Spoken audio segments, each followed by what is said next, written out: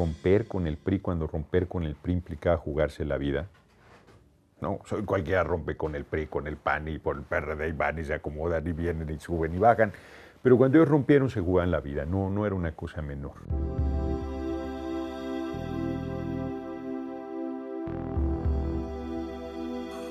No, Porfirio es sol y sombra. Es un hombre excepcional, sin duda, brillante. Es un transformador nato. Es un hombre que siempre va a contracorriente. Es un hombre muy ilustre.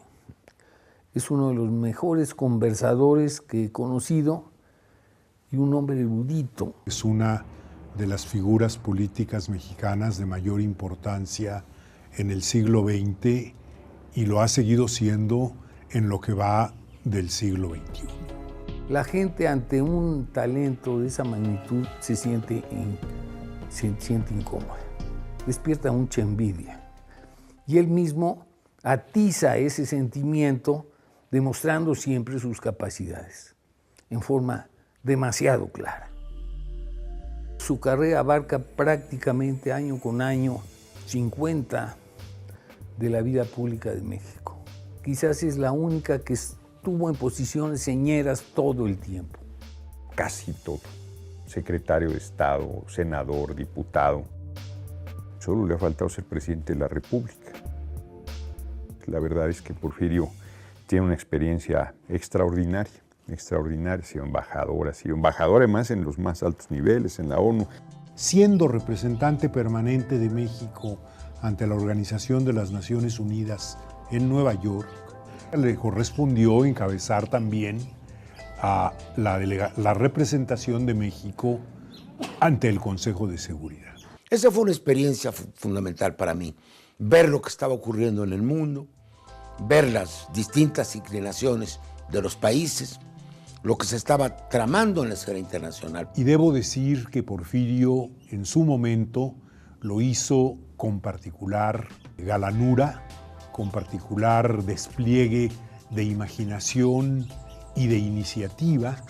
Y ahora, pasado el tiempo, se puede decir que no siempre con el acuerdo absoluto de la Secretaría de Relaciones Exteriores. Mi diálogo como embajador prosiguió con el presidente de la Madrid, pero pues le hice ver las diferencias. A veces yo presidía una comisión en Naciones Unidas y el embajador de México me rebatía, X embajador, porque ya la línea del gobierno de México estaba cambiando. Había dos tendencias marcadas. Uno, renovar con los principios que traíamos el camino de la Revolución Mexicana, y otro, el inclinarse a lo que ya se veía. Recordemos que el liberalismo comienza en 81-82 con la señora Thatcher y con Reagan, esa corriente. La internacionalización de la economía y todo en aquel entonces pues se iniciaba con una fuerza tremenda, ¿no? Y tras de 1 o 2 años de dudas de Miguel de la Madrid sobre qué camino tomar, escogió la negociación directa con los Estados Unidos, la apertura de los mercados y los vislumbres de lo que sería después la era neoliberal. Yo pretendí desde un año antes regresar a México, pero no me dejaban. Pero se enteraron de lo que yo comentaba. El presidente estaba enterado, no solamente de mí, sino de otros, desde luego del ingeniero Cárdenas, que por distintas circunstancias de carácter de política local, pero también por la orientación general del país, estábamos inconformes. Así nos lo planteamos en un par de reuniones. De repente nos enteramos por los medios que se decía que había una corriente democrática o democratizadora dentro del PRI.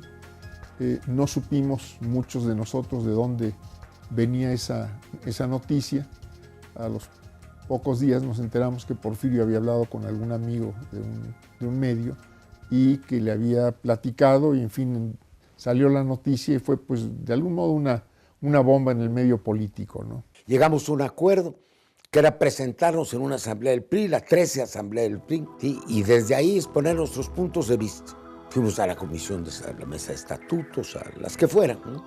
Y ahí expusimos nuestros puntos de vista, ¿no? Todavía concurrimos en buenos lugares, como parte de la dirigencia general del partido, pues nosotros esperábamos que allí se hiciera algún anuncio de democratizar los sistemas. Pero para sorpresa nuestra, hubo un discurso contundente del presidente del partido, donde dijo que éramos caballos de Troya. De que la gente del PRI tiene que atender y respetar las leyes no escritas. Y fue tan duro el golpe que fue darnos un manotazo. En sus memorias, que están ahí, Miguel de la Madrid dice que él estaba seguro que después de que nos descalificaba la Asamblea Nacional, donde estaban los expresidentes de la República, nos invitaron además, nosotros nos quedaríamos solos. Quedarían 200, 300 militantes. Tal vez eso fue cierto a nivel nacional, pero no contaron con la cantidad de militantes en provincia que iban a seguir. Y no contaron sobre todo con la respuesta de la sociedad. Pues entonces nosotros nos mantuvimos firmes en nuestra posición, que consideramos que era la correcta. A mediados del año, la corriente democrática, que estaba pidiendo una elección interna, una elección primaria, llamémosle, dijo que yo sería el precandidato del partido que presentaría la corriente democrática en esa elección interna, cosa que nunca se dio. Hubo aquella llamada pasarela donde desfilaron pues uno que ya sabía qué era y 6 o engañados o simplemente que hicieron de patiños, no lo sé exactamente. Y el 4 de octubre el partido se inclinó totalmente por Carlos Salinas. Y ahí fue donde empezamos nosotros un debate y una discusión que finalmente nos llevó a que se creara la corriente democrática, que ya fue fuera del PRI. Yo hice una renuncia después, que digo que era una decisión tomada en los hechos y que yo quería formalizar para aclarar las cosas y dejarlas asentadas en un texto. Ellos hicieron lo posible por quedarse en el PRI, siempre y cuando no se renunciaran a los principios fundamentales de aquella cosa un poco vaga, pero perfectamente sentida, que eran los principios de la Revolución Mexicana. Quienes están en el PRI, tuertos, chuecos o derechos, estaban en la comodidad del sistema. Se pudieron haber acomodado sin duda. Seguro les hubieran dado cargos, les hubieran dado cosas y hubieran podido seguir ahí. Y su rompimiento, no se entendería la alternancia en el país sin ese rompimiento que abrió el camino por lo menos a la alternancia, sino a la democracia, a la alternancia. Como todo conflicto, primero hay motivos de la separación. Después hay tentativas de negociación y finalmente ellos provocan la ruptura, no la provocamos nosotros.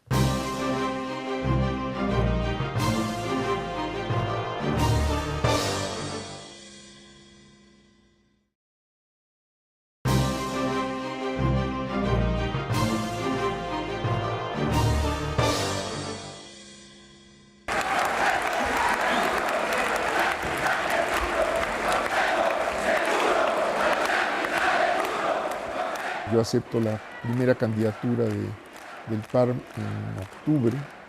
El PRI se había decidido por Salinas el día 4, yo soy candidato del PARM el día 13, si mal no recuerdo. Después viene la candidatura del partido del Frente Cardenista, después la del PPS. El otro gran segmento de izquierda que venía de la transformación del Partido Comunista en Partido Socialista Unificado de México y que se acababa de constituir como Partido Mexicano Socialista, había lanzado la candidatura de Berto. Entonces, durante un tramo fueron 2 candidaturas competitivas. Pero el crecimiento de la candidatura del FDN fue de tal envergadura que ellos decidieron la declinación de Berto y que se sumara como cuarto partido el PMS.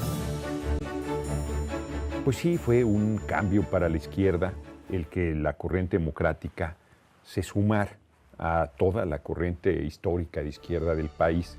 Cuauhtémoc encabezaba, pero Porfirio era par de Cuauhtémoc y siempre dio un impulso muy importante en este sentido, ¿no? Con Ifigenia Martínez también, era los más destacados. El 88 no es un fraude electoral, es un fraude postelectoral. Nosotros ganamos las elecciones porque ellos no creían que las íbamos a ganar, para decirlo así. Entonces, no soltaron el aparato el día de las elecciones. Ellos estaban muy confiados por los números que ellos traían, los ofrecimientos de las centrales campesinas, obreras, populares. Ellos creían que ellos iban a ganar. Entonces, la noche, que es la famosa caída del sistema, obedece a que el órgano electoral era la Comisión Federal Electoral, que era en última instancia la Secretaría de Gobernación. Y quienes mandaban los cómputos de los estados eran dependencias de esta manejadas por los gobernadores. Entonces nosotros marchamos sobre el Bucareli, nos recibió el entonces secretario de Gobernación, Manuel Bartlett, y exigimos los resultados. Y entonces le quitaron el control de la Secretaría de Gobernación y ordenaron directamente a los gobernadores que pararan los cómputos. Por eso lo que no pararon fue lo del DF y lo del Distrito Federal que ganamos, ¿no? Porfirio me advirtió que había muchas posibilidades de que ganara la elección. A nosotros nos parecía imposible en aquel año y ahora ya tan remoto de 1988, cuando todos pensaban que iban a ser aplastados por el PRI y por su maquinaria. Qué gran sorpresa le dieron al país y al mundo. Hubo conciencia universal de que ganamos. Es la diferencia con los elecciones. Desgraciadamente, la mentalidad de los partidos era ganar posiciones más que arrostrar un movimiento de calle cuyas consecuencias no se conocían. Y la decisión que se tomó fue replantear una reorganización y luchar por limpiar las elecciones. Yo eso lo recuerdo muy claramente. La idea de limpiar las elecciones era bajarle el nivel del fraude. Algunos éramos partidarios de ir más lejos, aunque caminos concretos no habíamos pensado.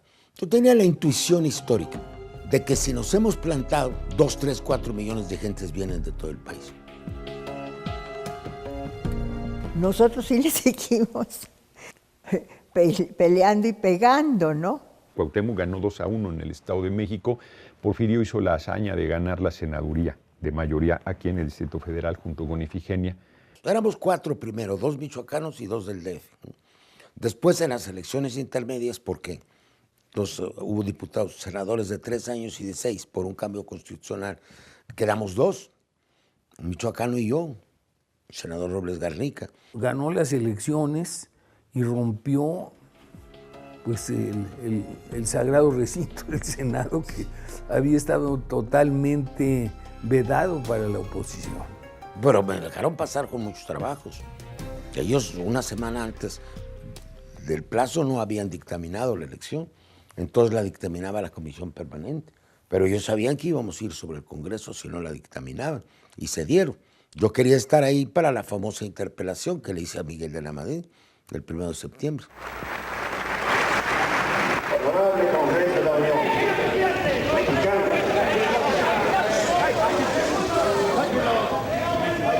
La interpelación, los partidos políticos, diputados, senadores, convenimos que iríamos al último informe de la Madrid después de las elecciones, pero que haríamos un acto de protesta. Y se me comisionó para en el momento del mensaje final, cuando hablara de las elecciones, yo me parara y le pidieron la interpelación. Y a las leyes electorales de la República. Se le pide al presidente de la Cámara, dígale al orador si me acepta una interpelación. Entonces la negó el presidente de la Cámara, no le preguntó al orador. Y entonces se armó un escándalo. Es la primera vez que alguien desafiaba así públicamente al presidente de la República en un acto. Eso ya se volvió deporte después, en la época de Fox. Calderón ni siquiera se presentó en la Cámara.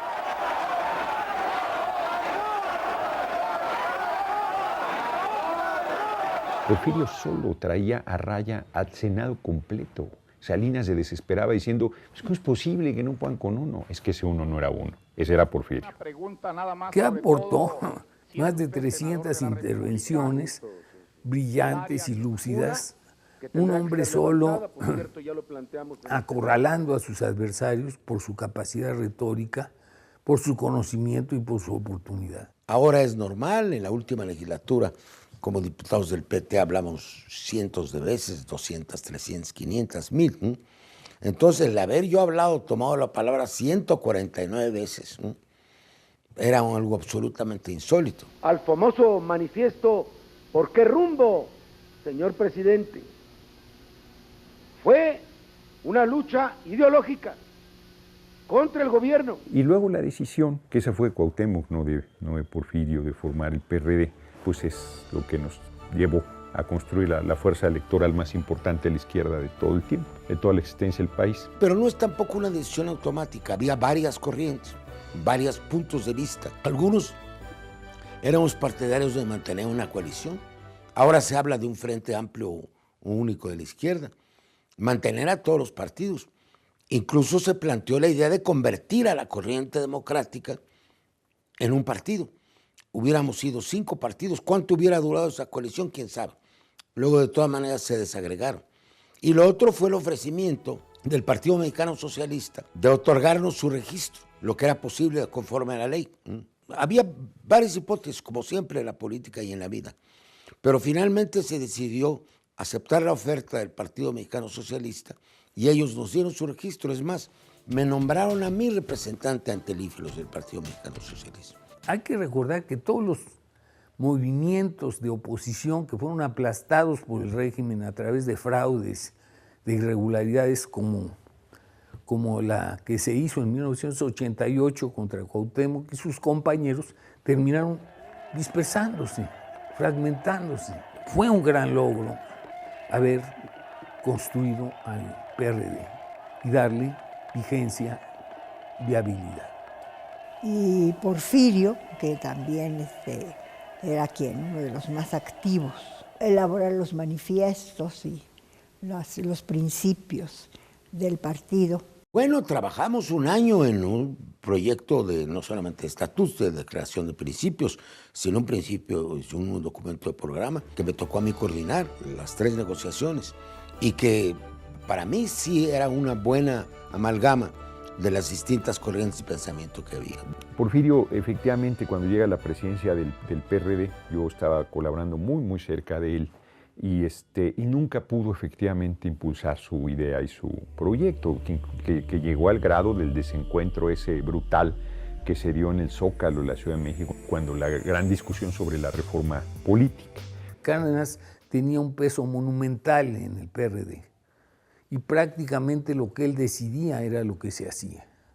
Porfirio nunca pudo ejercer un liderazgo pleno en el PRD porque además le crearon la figura de secretario general por primera vez en la historia del PRD y le metieron a Mario Saucedo, que es un buen compañero, pero que se dedicó a hacer labor de contrapeso todo el tiempo, por decirlo suave, al liderazgo de Porfirio.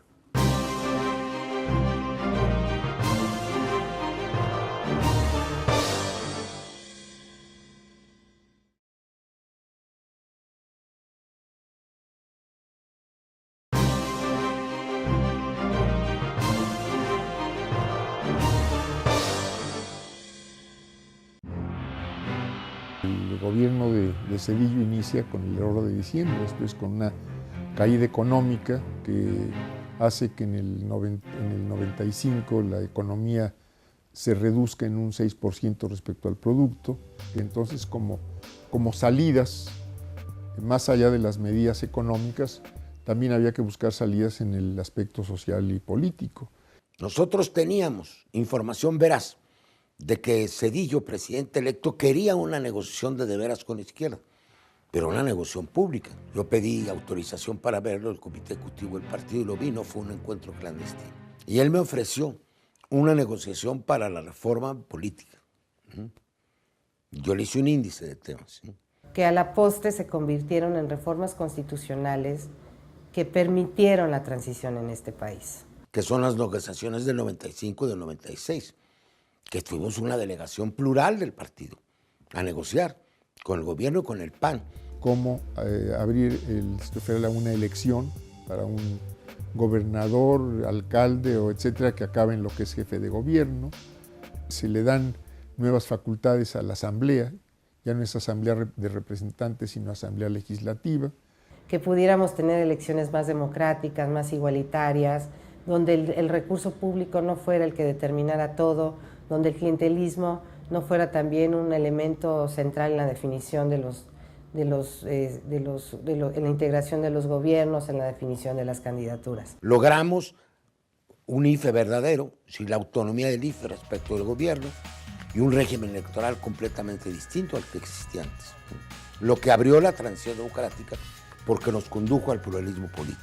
Justamente después de hacer estas reformas tan importantes para el país, se hizo una manifestación en contra de las reformas encabezada justamente por Cuauhtémoc Cárdenas, porque no le dieron el mérito ni la dimensión a lo que estaba en juego y lo que había pactado Porfirio Muñoz Ledo. La elección de Cuauhtémoc en 97 es paralela, simultánea, a la creación de la primera mayoría de oposición en la historia de México. Porfirio maniobra con una astucia tremenda, logra unificar a las fuerzas opositoras. El PRI había perdido el control de la Cámara de Diputados y finalmente se impone. Tuvimos más votos todos los partidos de oposición sumados que el PRI. Entonces ellos creían, porque eran la primera minoría, de todas maneras ser el partido más votado, estaban con el 46-47% a negociar en el terreno de ellos. Y nosotros nos juntamos por nuestra cuenta, los demás partidos, que éramos el PRD, el PAN, el Partido Verde y el Partido del Trabajo, y quedamos de que nosotros los llamamos a ellos. Ellos no lo aceptaron. Entonces nosotros formamos, y la mayoría somos nosotros, no, la mayoría somos nosotros, aquí está. Son más de 50%, no son, entonces no son la mayoría. Pero somos el partido mayoritario, no, son la primera minoría. Y entonces nosotros nos instalamos como Cámara, ellos no fueron, se quedaron en camiones afuera. Me dieron a mí la presidencia de la Cámara. Yo traté de hablar con el presidente de la República, se negó. Le mandé una delegación, como estaba en la ley, tampoco la recibió. Y entonces ellos trataron de boicotear el 1 de septiembre. El presidente, el líder de la Cámara de Senadores, dijo que ellos no irían. Pero nosotros nos pusimos muy firmes y finalmente accedieron. Lo importante es que ocurrió y que se dio de un modo republicano. Le toca a él decir el discurso, lo dice con una gran dignidad, pero con una distancia republicana. Saber gobernar es también saber escuchar y saber rectificar. El ejercicio democrático del poder es ciertamente mandar obedeciendo.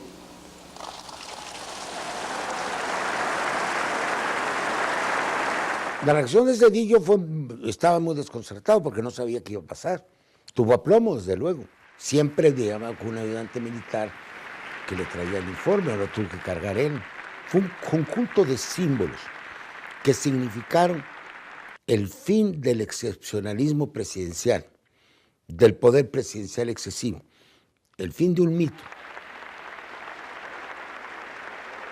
Porfirio creía merecer la candidatura a la presidencia después de que 2 veces Cárdenas había ido por la candidatura. Y aquí hay un suceso interesante. Porfirio finalmente es abatido por la avalancha de las gentes del PRD que no estaban de acuerdo con darle la espalda a Cárdenas. Queda aislado en una situación difícil y es ahí donde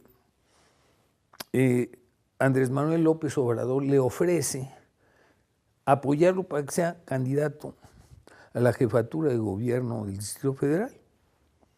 Y durante horas enteras está platicando, tratando de convencer y no acepta Porfirio. Pero me parece que a Porfirio se le cerró el camino en el 2000, cuando él renuncia al PRD. O sea, ahí sí se le trató con muchísima injusticia. Yo creo que se sintió aislado y agredido injustamente por Cárdenas y por sus compañeros de partido. Y entonces él, como muchos en ese momento, confió en que Fox, hay que decir las cosas, confió en que Fox verdaderamente iba a liderar un proceso de instauración democrática. Yo puedo entender por qué Porfirio apoyó a Vicente Fox, porque el país necesitaba un cambio un cambio de régimen. Y sin embargo no justifica su ira con Vicente Fox, ¿no? O sea, yo creo que ese fue de su mayor tropiezo, a mí me parece. En el momento de la transición entre Zedillo y Fox hubo un puenteo muy cómodo y Zedillo les presentó todas las facilidades para que el nuevo gobierno tomara un buen rumbo. Y en Huastepec se reunió todos los que iban a estar en el gabinete y ahí estaba también Porfirio y no sabía por dónde empezar y fue Porfirio el que planteó todo el mural del gobierno federal, algo que los dejó boquiabiertos. Cuando salieron, Fox les dijo a sus compañeros, sin que lo oyera Porfirio, por supuesto, de lo único que estoy seguro es que no voy a invitar para un puesto de primera línea a Porfirio Muñoz Ledo porque nos come a todos. Vicente Fox traicionó a quienes le aportaron y apostaron a la transición en este país. Esa es la realidad, incluyendo a los ciudadanos, que eso es lo más grave. Recibió por haber apoyado a Fox yo diría que embajada pues importante en la Unión Europea, porque nadie va a decir que Europa no sea importante, pero en realidad ahí sí era como lo que decían los priistas, un exilio dorado, pero que políticamente no tiene ninguna significancia. Porfirio decidió romper con Vicente Fox por el tema del desafuero de López Obrador, que fue un tema ominoso, grave para la historia democrática de este país. Y ahí Porfirio muestra una vez su capacidad, una vez más, porque pues claro que había un rechazo enorme a su persona en el movimiento. Yo recuerdo la primera vez que Andrés Manuel le pidió que hablara en el Zócalo. Andrés Manuel le pasó el micrófono a Porfirio y le chiflaron brutalmente. Andrés Manuel dice, me consta, lo escuché, que nunca tuvo la intención de que agraviaran a Porfirio, que él no pensó que hubiera una respuesta de oposición tan dura, una silbatina enorme. Porfirio tuvo que hacer esfuerzos muy grandes para terminar su discurso en el Zócalo, y bueno, y tan lo remontó, que hoy nadie pone en duda que Porfirio es uno de los hombres destacados del movimiento de transformación del país. Y es un hombre hasta cierto punto incomprendido, pero el aporte ahí está. Y en algún momento se le hará justicia a todo el esfuerzo que hizo durante tantos años. Ha tenido un papel capital en los caminos de la libertad. Es un hombre que ha ejercido la libertad y ha sufrido y gozado las consecuencias de caminar en esa vía. Y le digo, mira, Porfirio, la tragedia es como te dicen en la calle, la gente que te alienta. Arriba el PRD. Sí, se ríe. Le digo, yo renuncié en noviembre de 2008, tú desde el 2000, y nos siguen identificando con el PRD, bueno, pues porque ahí, pues ese es